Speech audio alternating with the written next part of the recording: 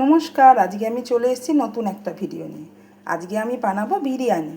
আমি যেভাবে বাড়িতে বিরিয়ানি বানাই সেই পদ্ধতিটা আপনাদের সাথে আমি শেয়ার করব। বিরিয়ানি বানানোর মেন ইনগ্রিডিয়েন্টস হচ্ছে মশলা। সেই মশলাটাকে আমরা গুঁড়ো করার জন্য আগে একটু গরম করে নেব তাওয়ায়। এই মশলাগুলো আমরা দিয়ে দিলাম। এখানে দিলাম দালচিনি, এলাচ, সামরিচ, সাজিরে, গোলাপের পাপড়ি দিয়ে এটা একটু গরম করে নেব। গরম করে কিছুক্ষণ পরে এটা আমরা একটু পেস্ট করে নেব, একটু হালকা ঠান্ডা হলে। এবার মশলাগুলো একটু ঠান্ডা হয়ে গেছে, গোটা মশলাগুলো এবার এর মধ্যে দিয়ে একটু পেস্ট করে নেব। যে দেখুন কি সুন্দর এটা ডাস্ট হয়ে গেছে। একটু ড্রাই রোস্ট করে এটা মশলাটা গুঁড়ো করে নিয়েছি। আর এর মধ্যে একটু লবণ দিয়ে নিয়েছিলাম যাতে মানে গুঁড়োটা খুব সুন্দর হয় আর কি, মিহি হয়। এবার আমরা চিকেনটা ম্যারিনেট করব বলে পেঁয়াজ, রসুন, আদা আর লঙ্কা নিয়ে নিয়েছি। আমি 1 কিলো চিকেনের জন্য এতটা পরিমাণ পেঁয়াজ আর রসুন নিয়েছি, 3টে লঙ্কা নিয়েছি। দেখুন আমাদের পেস্টটা কমপ্লিট হয়ে গেছে। এবার আমরা এই যে আমি যে 1 কিলো চিকেনটা এনেছি এই পেস্টটা এর মধ্যে দিয়ে দেবো, দিয়ে ম্যারিনেট করব।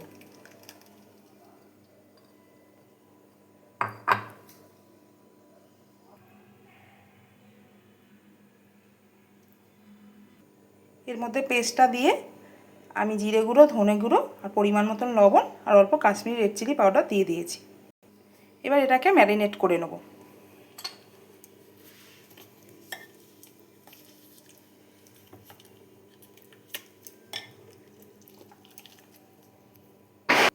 দেখুন আমাদের ম্যারিনেট করা হয়ে গেছে। এটা আমি 30 মিনিট মতো চাপা দিয়ে রেখে দেবো। এই যে আলুগুলো আমি হলুদ আর লবণ দিয়ে একটু সেদ্ধ করে নিয়েছি। এবার আমরা এটা ভেজে নেব আলুটা। কড়াই পরিমাণ মতন আমি তেল নিয়ে নিয়েছি। তেলটা গরম হলে আলুগুলো লাল লাল করে একটু ফ্রাই করে নেব।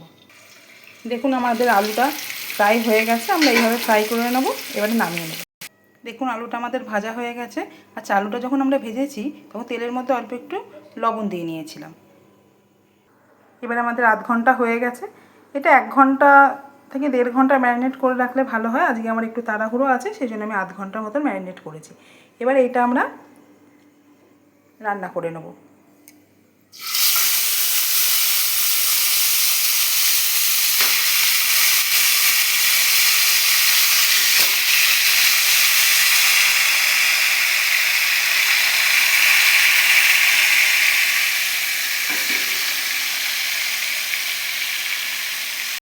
দেখুন আমরা এইভাবে একটু নাড়িয়ে নেব।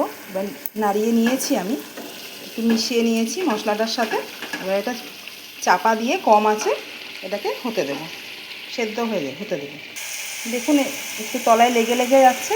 আমি মশলার বাটি ধোয়া জল একটু এর মধ্যে দিয়ে দেবো।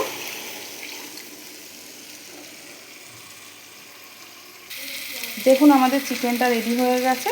এভাবে তেল ছেড়ে দিয়েছে, একদম মানে ওয়েল কুকড হয়ে গেছে এটা। একদম দেখুন একদম নরম সফট হয়ে গেছে।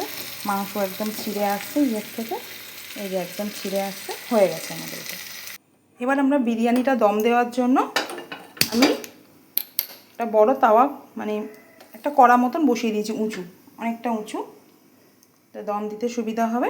এবার গ্যাসটা জ্বালিয়ে নিলাম। দেখুন আমাদের তাওয়াটা গরম হয়ে গেছে।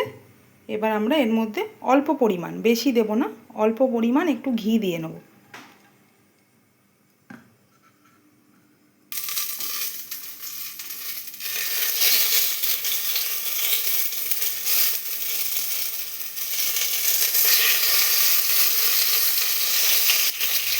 দেখুন তেজপাতাগুলো এভাবে সাজিয়ে দিয়েছি।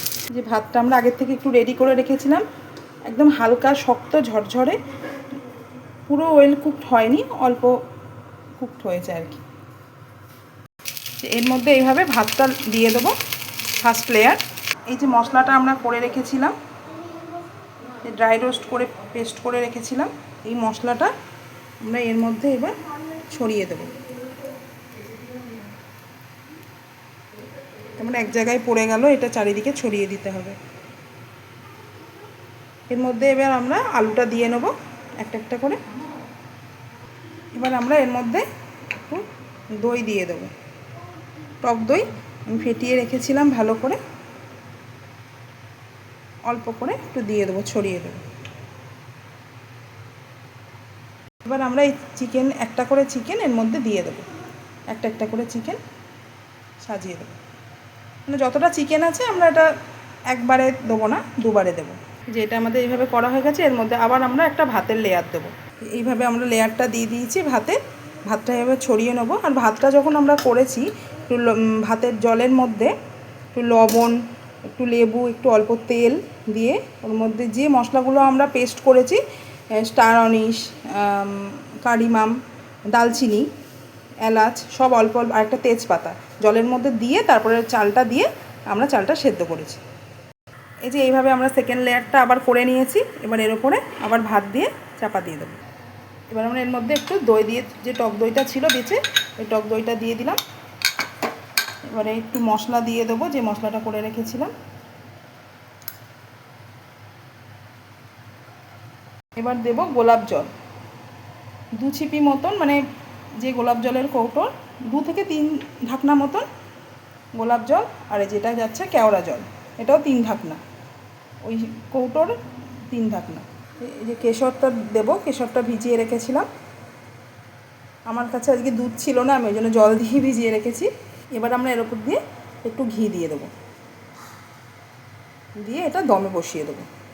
যেহেতু আমাদের সব নুন টুনগুলো আগে সব কিছুতে দেওয়া আছে, মানে চিকেন করতে গিয়ে রাইসে দেওয়া আছে লবণ, আলু ভেজেছি লবণ দিয়েছি, সেই কারণে এখন আর আমরা কোনো লবণ দেব না।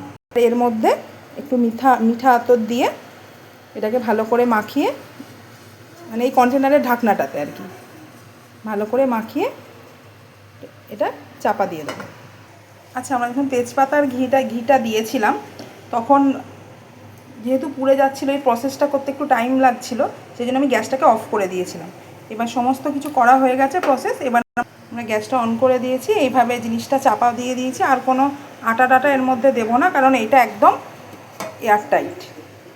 গ্যাসটাকে আমি একটু লো করে দমে দিয়েছি। দেখুন আমাদের এবার দম দেওয়া হয়ে গেছে। এবার আমরা গ্যাসটাকে অফ করে নেব। এবার দেখুন এইভাবে আমাদের হয়ে গেছে। এটা এবার আমরা একটা বড় জায়গায় নামিয়ে নেব। দেখুন এইভাবে আমরা এটাকে নামিয়ে নিচ্ছি। দেখুন আমরা এটা নামিয়ে নিয়েছি। আর এর মধ্যে এটা কিন্তু লাগেনি আমাদের এর ভেতরে, কারণ তলায় তেজপাতা দিয়ে দিয়েছি। ঘি আর তেজপাতাটা যে দিয়েছিলাম আমরা, সেই কারণে এটা তলায় লাগেনি। দেখে মনে হচ্ছে লেগে গেছে, কিন্তু না, এটা তলায় লাগেনি। দেখুন একদম পরিষ্কার, কিচ্ছু লাগেনি ভেতরে, তলায় গায়ে হালকা হালকা ভাত যেরকম লাগে ওরকম। এবার আমরা আপনাদের সার্ভ করে দেখিয়ে দেবো। দেখুন আমার সার্ভ করা হয়ে গেছে বিরিয়ানিটা। আমি সার্ভ করে নিয়েছি, সাথে একটু রায়তা দিয়েছি। আমার রান্না করা বিরিয়ানি যদি আপনাদের ভালো লেগে থাকে, আপনারাও বাড়িতে ট্রাই করবেন। আশা করি আপনাদের ভালো লাগবে। টাটা, আজকের মতন তাহলে আসলাম। নেক্সট দিন দেখা হবে অন্য কোনো রান্নার সাথে। ভালো থাকবেন।